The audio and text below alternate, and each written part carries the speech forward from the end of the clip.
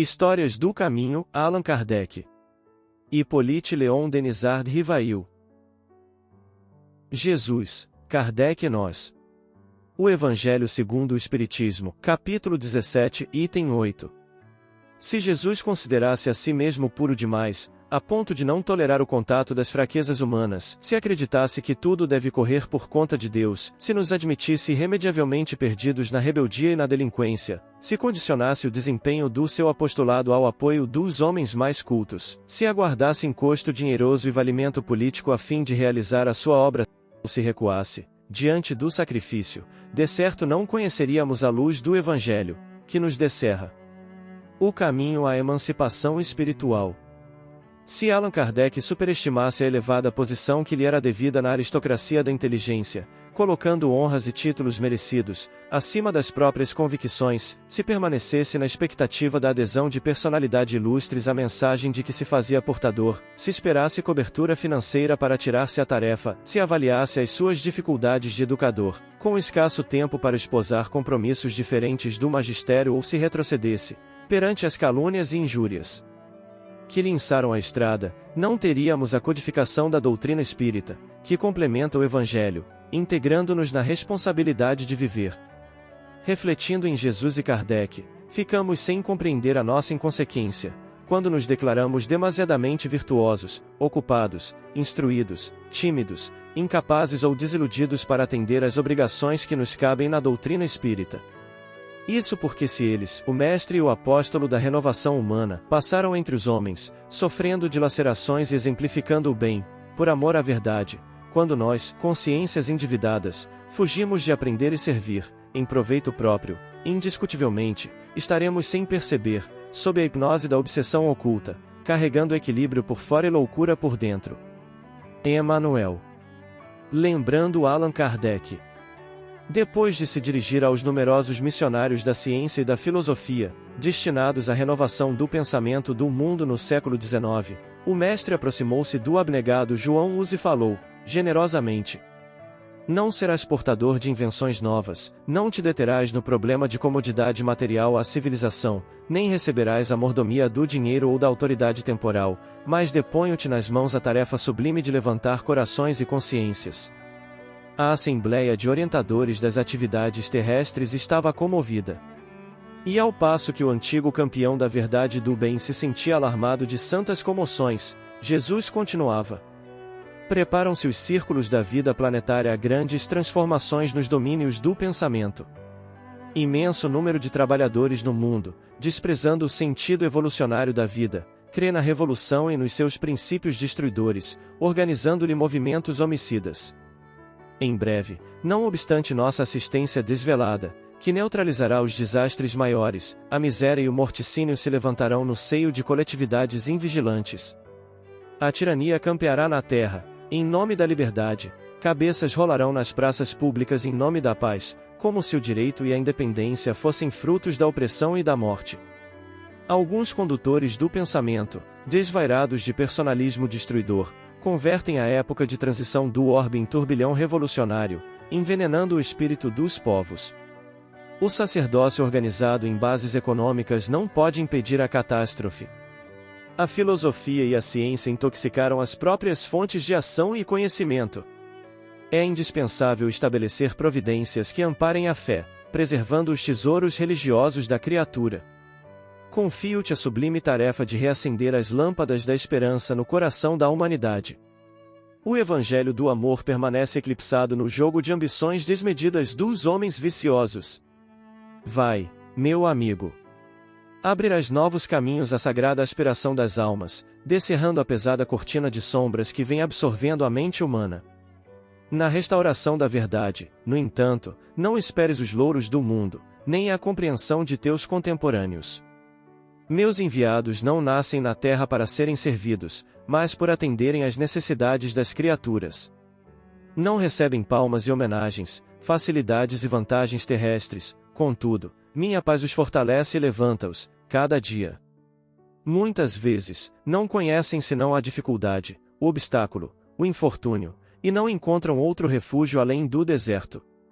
É preciso, porém, erigir o santuário da fé e caminhar sem repouso, apesar de perseguições, pedradas, cruzes e lágrimas. Ante a emoção dos trabalhadores do progresso cultural do orbe terrestre, o abnegado João os recebeu a elevada missão que lhe era conferida, revelando a nobreza do servo fiel, entre júbilos de reconhecimento. Daí a algum tempo, no albor do século XIX, nascia Allan Kardec em Lyon, por trazer a divina mensagem. Espírito devotado, jamais olvidou o compromisso sublime. Não encontrou escolas de preparação espiritual, mas nunca menosprezou o manancial de recursos que trazia em si mesmo. E como se quisera demonstrar que as fontes do profetismo devem manar de todas as regiões da vida para sustentáculo e iluminação do Espírito Eterno, embora no quadro dos grandes homens do pensamento, estimou desferir os primeiros voos de sua missão divina na zona comum onde permanece a generalidade das criaturas. Consoante a previsão do Cristo, a Revolução Francesa preparara com sangue o império das guerras napoleônicas. Enquanto os operários da cultura moderna lançavam novas bases ao edifício do progresso mundial, o grande missionário, sem qualquer preocupação de recompensa ou exibicionismo, dá cumprimento à tarefa sublime. E foi assim que o século XIX, que recebeu a navegação a vapor, a locomotiva, a eletrotipia, o telégrafo, o telefone, a fotografia, o cabo submarino, a anestesia, a turbina a vapor, o fonógrafo, a máquina de escrever, a luz elétrica, o sismógrafo, a linotipo, o radium, o cinematógrafo e o automóvel, tornou-se receptor da divina luz da revivescência do Evangelho. O discípulo dedicado rasgou os horizontes estreitos do ceticismo e o plano invisível encontrou novo canal a fim de projetar-se no mundo, atenuando-lhe as sombras densas e renovando as bases da fé. Alguns dos companheiros de luta espiritual, embora em seguida as hostilidades do meio, recebiam aplausos do mundo e proteção de governos prestigiosos, mas o emissário de Jesus, no deserto das grandes cidades, trabalhava em silêncio, suportando calúnias e zombarias, vencendo dificuldades e incompreensões. Ao fim da laboriosa tarefa, o trabalhador fiel triunfara. Em breve, a doutrina consoladora dos Espíritos iluminava corações e consciências, nos mais diversos pontos do globo. É que Allan Kardec, se viera dos círculos mais elevados dos processos educativos do mundo, não esquecera a necessidade de sabedoria espiritual. Discípulo eminente de professores consagrados, como Pestalozzi, não esqueceu a ascendência do Cristo. Trabalhador no serviço da redenção, compreendeu que não viera à Terra por atender a caprichos individuais e sim aos poderes superiores da vida. Sua exemplificação é um programa e um símbolo. Conquistando a auréola dos missionários vitoriosos, não se incorporou à galeria dos grandes do mundo, porque apenas indicasse o caminho salvador à humanidade terrestre. Allan Kardec não somente pregou a doutrina consoladora, viveu-a. Não foi um simples codificador de princípios, mas um fiel servidor de Jesus e dos homens. Irmão X. Humberto de Campos. Mensagem recebida em 22 de setembro de 1942. Lida aos 3 de outubro de 1942, durante a terceira concentração espírita de São Paulo, no ginásio do Pacaembu. Hippolyte Léon Denisard Rivail, sua bibliografia e vida. De 1804 a 1869. Nascido em Lyon, a 3 de outubro de 1804, de uma família antiga que se distinguiu na magistratura e na advocacia, Allan Kardec, Hippolyte Léon Denisard Rivail, não seguiu essas carreiras. Desde a primeira juventude, sentiu-se inclinado ao estudo das ciências e da filosofia. Educado na escola de Pestalozzi, em Yverdon, Suíça, tornou-se um dos mais eminentes discípulos desse célebre professor e um dos zelosos propagandistas do seu sistema de educação, que tão grande influência exerceu sobre a reforma do ensino na França e na Alemanha. Dotado de notável inteligência e atraído para o ensino, pelo seu caráter e pelas suas aptidões especiais, já aos 14 anos ensinava o que sabia àqueles dos seus condiscípulos que haviam aprendido menos do que ele. Foi nessa escola que lhe desabrocharam as ideias que mais tarde o colocariam na classe dos homens progressistas e dos livres pensadores. Nascido sob a religião católica, mas educado num país protestante, os atos de intolerância que por isso teve de suportar, no tocante a essa circunstância, cedo levaram a conceber a ideia de uma reforma religiosa, na qual trabalhou em silêncio durante longos anos com o intuito de alcançar a unificação das crenças. Faltava-lhe, porém, o elemento indispensável à solução desse grande problema. O Espiritismo veio, a seu tempo, imprimir-lhe especial direção aos trabalhos. Concluídos seus estudos, voltou para a França.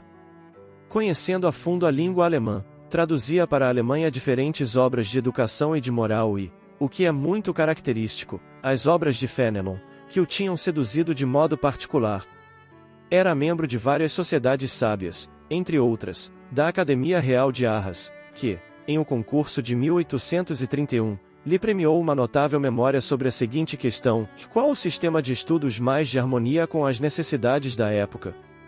De 1835 a 1840, fundou, em sua casa, a Rua de Sèvres, cursos gratuitos de Química, Física, Anatomia Comparada, Astronomia, etc., empresa digna de encomios em todos os tempos, mas, sobretudo, numa época em que só um número muito reduzido de inteligências ousava enveredar por esse caminho. Preocupado sempre com o tornar atraentes e interessantes os sistemas de educação, inventou, ao mesmo tempo, um método engenhoso de ensinar a contar e um quadro mnemônico da história de França, tendo por objetivo fixar na memória as datas dos acontecimentos de maior relevo e as descobertas que iluminaram cada reinado. Entre as suas numerosas obras de educação, citaremos as seguintes: Plano proposto para melhoramento da instrução pública, 1828, Curso prático e teórico de aritmética, segundo método Pestalozzi, para uso dos professores e das mães de família, 1824, Gramática Francesa Clássica, 1831, Manual dos Exames para os Títulos de Capacidade, Soluções Racionais das Questões e Problemas de Aritmética e de Geometria, 1846, Catecismo Gramatical da Língua Francesa, 1848, Programa dos Cursos Usuais de Química, Física, Astronomia, Fisiologia, que ele professava no Liceu Polimático, ditados normais dos exames da Municipalidade da Sorbona, seguidos de ditados especiais sobre as dificuldades ortográficas, 1849, obra muito apreciada na época do seu aparecimento e da qual ainda recentemente eram tiradas novas edições.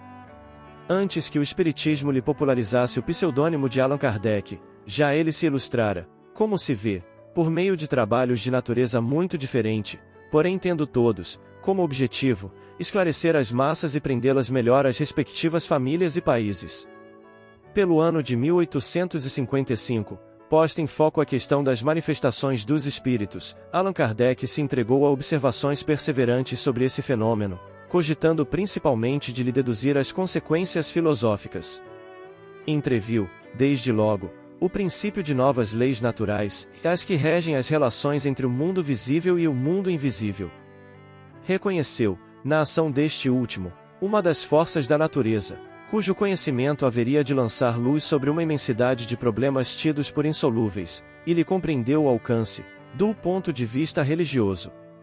Suas obras principais sobre esta matéria são: o Livro dos Espíritos, referente à parte filosófica, e cuja primeira edição apareceu a 18 de abril de 1857. O Livro dos Médiuns, relativo à parte experimental e científica, janeiro de 1861, o Evangelho segundo o Espiritismo, concernente à parte moral, abril de 1864. O Céu e o Inferno, ou a Justiça de Deus segundo o Espiritismo, agosto de 1865. A Gênese, os Milagres e as Predições, janeiro de 1868. A Revista Espírita, Jornal de Estudos Psicológicos, periódico mensal começado a 1º de janeiro de 1858. Fundou em Paris, a 1º de abril de 1858, a primeira sociedade espírita regularmente constituída, sob a denominação de Sociedade Parisiense de Estudos Espíritas, cujo fim exclusivo era o estudo de quanto possa contribuir para o progresso da nova ciência. Allan Kardec se defendeu, com inteiro fundamento, de coisa alguma haver escrito debaixo da influência de ideias preconcebidas ou sistemáticas. Homem de caráter frio e calmo, observou os fatos e de suas observações deduziu as leis que os regem. Foi o primeiro a apresentar a teoria relativa a tais fatos e a formar com eles um corpo de doutrina, metódico e regular. Demonstrando que os fatos erroneamente qualificados de sobrenaturais se acham submetidos a leis, ele os incluiu na ordem dos fenômenos da natureza, destruindo assim o último refúgio do maravilhoso e um dos elementos da superstição. Durante os primeiros anos em que se tratou de fenômenos espíritas, estes constituíram antes objeto de curiosidade, do que de meditações sérias. O Livro dos Espíritos fez que o assunto fosse considerado sob aspecto muito diverso. Abandonaram-se as mesas girantes, que tinham sido apenas um prelúdio, e começou-se a atentar na doutrina, que abrange todas as questões de interesse para a humanidade. Data do aparecimento de O Livro dos Espíritos a fundação de Espiritismo que, até então, só contará com elementos esparsos, sem coordenação, e cujo alcance nem toda a gente pudera apreender. A partir daquele momento, a doutrina prendeu a atenção de homens sérios e tomou rápido desenvolvimento. Em poucos anos, aquelas ideias conquistaram numerosos aderentes em todas as camadas sociais e em todos os países. Esse êxito sem precedentes decorreu sem dúvida da simpatia que tais ideias despertaram, mas também é devido, em grande parte, à clareza com que foram expostas e que é um dos característicos dos escritos de Allan Kardec. Evitando as fórmulas abstratas da metafísica, ele soube fazer que todos o lessem sem fadiga, condição essencial à vulgarização de uma ideia. Sobre todos os pontos controversos, sua argumentação, de cerrada lógica, poucas ensanchas oferece a refutação e predispõe à convicção. As provas materiais que o Espiritismo apresenta da existência da alma e da vida futura tendem a destruir as ideias materialistas e panteístas. Um dos princípios mais fecundos dessa doutrina e que deriva do precedente é o da pluralidade das existências, já entrevisto por uma multidão de filósofos antigos e modernos, e nestes últimos tempos, por João Reynaud, Carlos Fourier, Eugênio Sui e outros. Conservara-se, todavia, em estado de hipótese e de sistema, enquanto o Espiritismo lhe demonstrar a realidade e prova que nesse princípio reside um dos atributos essenciais da humanidade. Dele promana a explicação de todas as aparentes anomalias da vida humana, de todas as desigualdades intelectuais, morais e sociais, facultando ao homem saber de onde vem, para onde vai, para que fim se acha na terra e por que aí sofre. As ideias inatas se explicam pelos conhecimentos adquiridos nas vidas anteriores, a marcha dos povos e da humanidade, pela ação dos homens dos tempos idos e que revivem, depois de terem progredido, as simpatias e antipatias, pela natureza das relações anteriores. Essas relações, que religam a grande família humana de todas as épocas, dão por base, aos grandes princípios de fraternidade, de igualdade, de liberdade e de solidariedade universal, as próprias leis da natureza e não mais uma simples teoria. Em vez do postulado, fora da Igreja não há salvação, que alimenta a separação e a animosidade entre as diferentes seitas religiosas e que ha feito correr tanto sangue, o Espiritismo tem como divisa: fora da caridade não há salvação, isto é, a igualdade entre os homens perante Deus, a tolerância, a liberdade de consciência e a benevolência mútua. Em vez da fé cega, que anula a liberdade de pensar, ele diz: não há fé inabalável, senão a que pode encarar face a face a razão, em todas as épocas da humanidade. A fé, uma base se faz necessária e essa base é a inteligência perfeita daquilo em que se tem de crer. Para crer, não basta ver, é preciso, sobretudo, compreender. A fé cega já não é para este século. É precisamente ao dogma da fé cega que se deve ser hoje tão grande o número de incrédulos, porque ela quer impor-se e exige a abolição de uma das mais preciosas faculdades do homem, o raciocínio e o livre-arbítrio. Trabalhador infatigável, sempre o primeiro a tomar da obra e o último a deixá-la, Allan Kardec sucumbiu, a 31 de março de 1869, quando se preparava para uma mudança de local, imposta pela extensão considerável de suas múltiplas ocupações. Diversas obras que ele estava quase a terminar, ou que aguardavam oportunidade para vir a lume, demonstrarão um dia, ainda mais, a extensão e o poder das suas concepções. Morreu conforme viveu, trabalhando. Sofria, desde longos anos, de uma enfermidade do coração, que só podia ser combatida por meio do repouso intelectual e pequena atividade material consagrado. Porém, todo inteiro à sua obra, recusava-se a tudo que pudesse absorver um só que fosse de seus instantes, à custa das suas ocupações prediletas. Deu-se com ele o que se dá com todas as almas de forte têmpera, e a lâmina gastou a bainha. O corpo se lhe entorpecia e se recusava aos serviços que o espírito lhe reclamava, enquanto este último, cada vez mais vivo, mais enérgico, mais fecundo, ia sempre alargando o círculo de sua atividade. Nessa luta desigual não podia a matéria resistir eternamente. Acabou sendo vencida, rompeu-se o aneurisma e Allan Kardec caiu fulminado. Um homem houve de menos na Terra, mas um grande nome tomava lugar entre os que ilustraram este século, um grande espírito fora retemperar-se no infinito, onde todos os que ele consolara e esclarecera lhe aguardavam impacientemente a volta. A morte, dizia, faz pouco tempo, redobre os seus golpes nas fileiras ilustres. A quem virá ela agora libertar? Ele foi, como tantos outros, recobrar-se no espaço, procurar elementos novos para restaurar o seu organismo gasto por uma vida de incessantes labores. Partiu com os que serão os fanais da nova geração, para voltar em breve com eles a continuar e acabar a obra deixada em dedicadas mãos. O homem já aqui não está, a alma, porém, permanecerá entre nós. Será um protetor seguro, uma luz a mais, um trabalhador incansável que as falanges do espaço conquistaram. Como na terra, sem ferir a quem quer que seja, ele fará que cada um lhe ouça os conselhos oportunos, abrandará o zelo prematuro dos ardorosos, amparará os sinceros e os desinteressados e estimulará os mornos. Vê agora e sabe tudo o que ainda há pouco previa. Já não está sujeito às incertezas, nem aos desfalecimentos e nos fará partilhar da sua convicção, fazendo-nos tocar com o dedo a meta, apontando-nos o caminho, naquela linguagem clara, precisa, que o tornou aureolado nos anais literários. Já não existe o homem, repetímo-lo.